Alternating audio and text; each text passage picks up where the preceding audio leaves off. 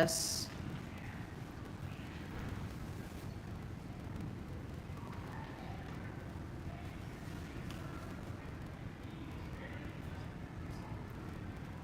Good morning.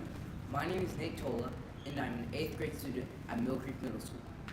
I would like to take this opportunity to welcome you, our students, staff, parents, families, and distinguished guests to our Veterans Day live stream program. Honoring the sacrifices that they have made for our country in the name of freedom and democracy is the sole foundation of Veterans Day. While only one day of the year is dedicated solely to honoring our veterans, Americans must never forget the sacrifices that they have made to defend our country and protect our freedoms. Thank you for being here with us today, and thank you for your service.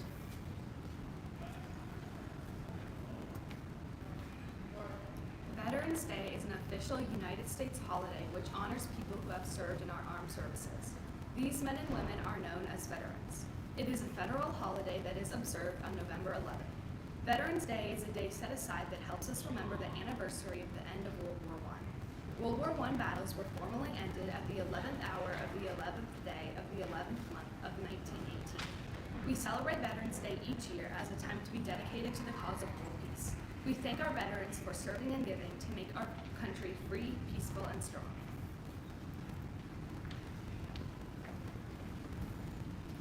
Good morning. My name is Justin Poland, and I'm an 8th grade student at Mill Creek Middle School. It is with great pleasure that I introduce to you this morning our guest speaker, Mike Bohan. U.S. Army Sergeant Mike Bohan, father of 8th grade Mill Creek students Annie Bohan and Claire Bohan.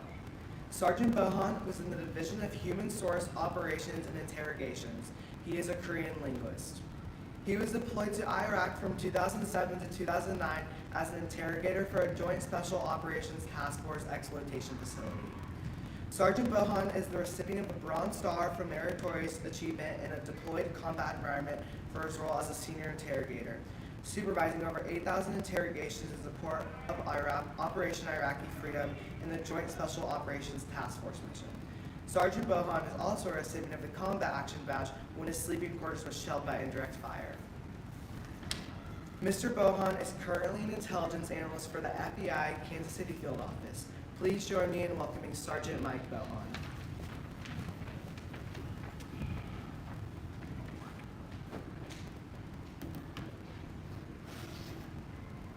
Hi, my name is Mike Bohan, and I'm an Army veteran. I'm going to talk to you a little bit about why this day is important, and then I'm going to talk to you about what I did in the Army, and then I'm also going to talk to you a little bit about some of the big takeaways that I got from my service in the military. But most importantly, I'm going to ask you guys, wherever you're sitting, wherever you're watching this video, to participate. Okay, so you ready? Here we go. So what does it mean to be a veteran? A veteran is someone who volunteered to serve in the United States Armed Forces. At the time that I joined, I was asked to raise my right hand and swear, which is another word for promise, to support and defend the Constitution of the United States of America against all enemies, foreign and domestic. So, just like you Mustangs are asked to defend other classmates against bullies, veterans, when they join, they promised to stand up against bullies who are intending to do harm against our country. When people tell veterans thank you for your service, they don't actually really know sometimes why they're saying it. It's always a very kind gesture, but the next time you see a veteran, I want to encourage you to think about the fact that sometimes making a promise to serve your country and defend your country might include sacrificing your life in defense for all of the great things that our country offers. I encourage you to think about that fact that they swore an oath to protect the great things about our country and then thank them for their service.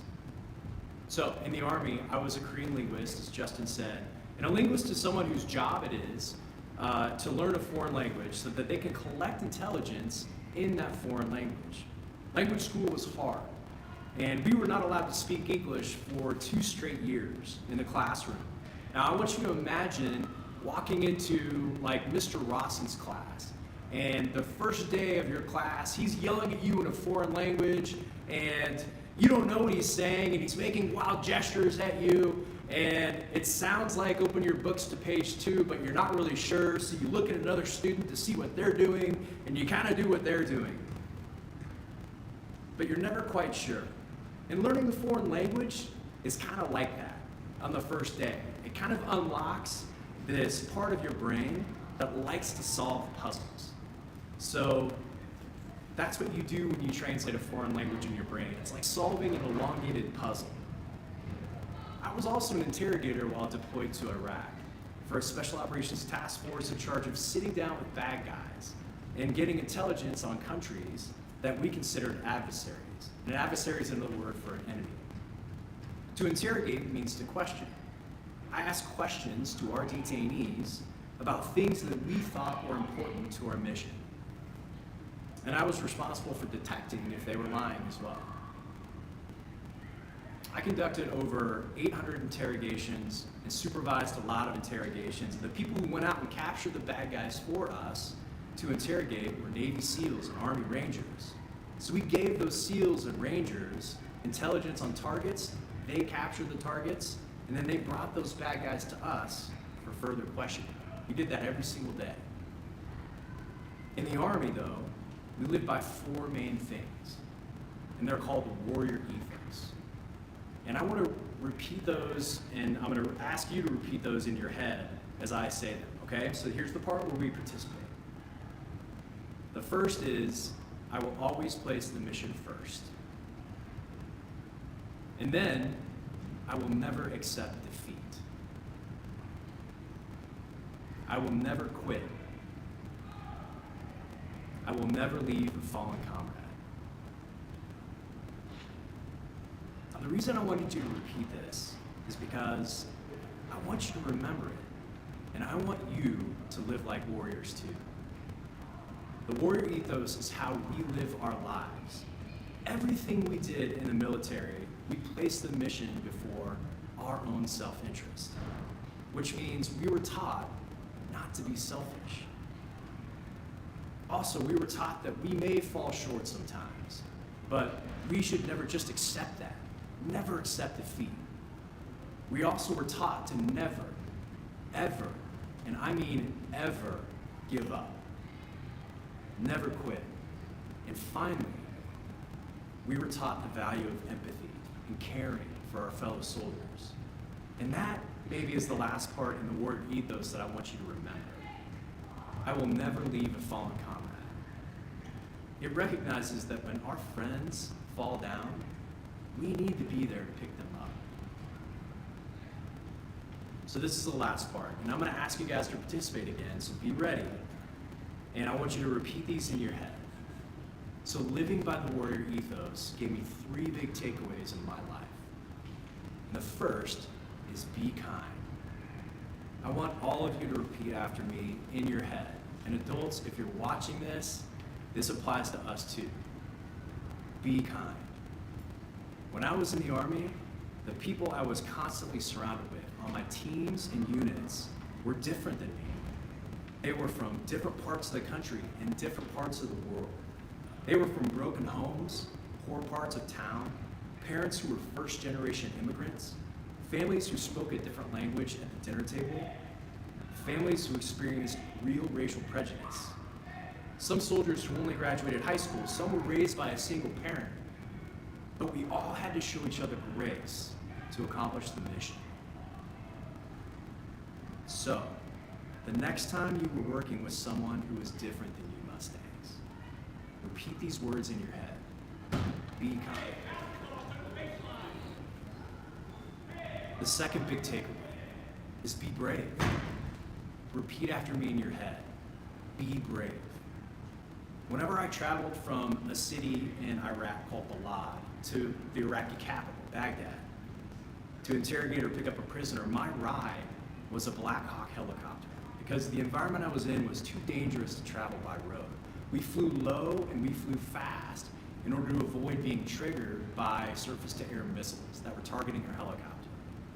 The door was always open when we flew, and it was extremely cold and loud, and it always overwhelmingly smelled like fuel. We always had a crew chief who was leaning out the door with a heavy automatic weapon at the ready. The idea of getting shot down in flight was very real to me, and it was always scary, and I had to repeat to myself that in order to get this flight over with, I had to repeat those words in my head: be brave. So, Mustangs, the next time you find yourself in a situation where you have to choose something scary or tough, even though your friends will make fun of you or get mad at you, if it's the right thing to do, repeat those words in your head. Be brave. And the third big takeaway, and the final takeaway that I got out of serving in the military, is don't give up. Repeat after me in your head. Do it wherever you're sitting. Don't give up. I know you guys hear this all the time, Mustangs, but it is so important. And I know other veterans can identify with this. There were lots of times when things got so tough when I was in the Army that I felt like there was no hope. That the things that I was being asked or ordered to do were impossible. But I learned that if I just never gave up and I reached out to a friend, things got a little easier every single day. So, if you are out there right now and you feel like there is no hope, reach out to someone and don't ever, ever give up. Repeat these words in your head. Don't give up. Things will get better. Okay, everyone take a deep breath. So we are coming to the close of my long, long talk. And I know attention spans in middle schoolers are really, really short. So I know this might be torture for you, but we're coming to a close. So now you know how to live like a warrior. And the three things that I took away from the Army, if you remember anything that I said up here, it's these three things that I want you to remember. Be kind, be brave, and don't ever, ever give up. And finally, if you get a chance, ask a veteran the big takeaway that they got from the military, and then thank them for their service. Thank you.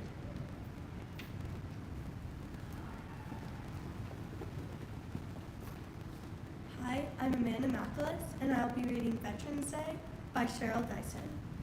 On Veterans Day, we honor all who answered to a service call. Soldiers young and soldiers old fought for freedom, brave and bold.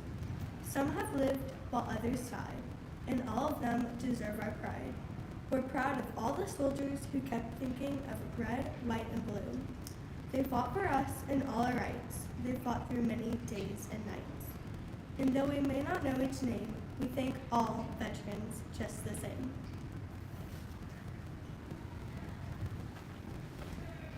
Good morning. My name is Kennedy Furman. And my name is Grant Livingston, and we are 8th grade students at Mill Creek Middle School. In closing, I would like to take this opportunity to thank all of our special guests for joining us today. The veterans of our military service have put their lives on the line to protect the freedoms that we enjoy each day. They have dedicated their lives to this country and deserve to be recognized for their commitment. President John F. Kennedy said, "As we express our gratitude, we must never forget that the highest appreciation is not to utter words, but to live by them." Thank you for joining us today. Happy Veterans Day. Teachers and students, please be sure to take a look at our MCMS Heroes display in the main hallway where we are celebrating our MCMS veterans. Have a great rest of the day, Mustangs. Thank you.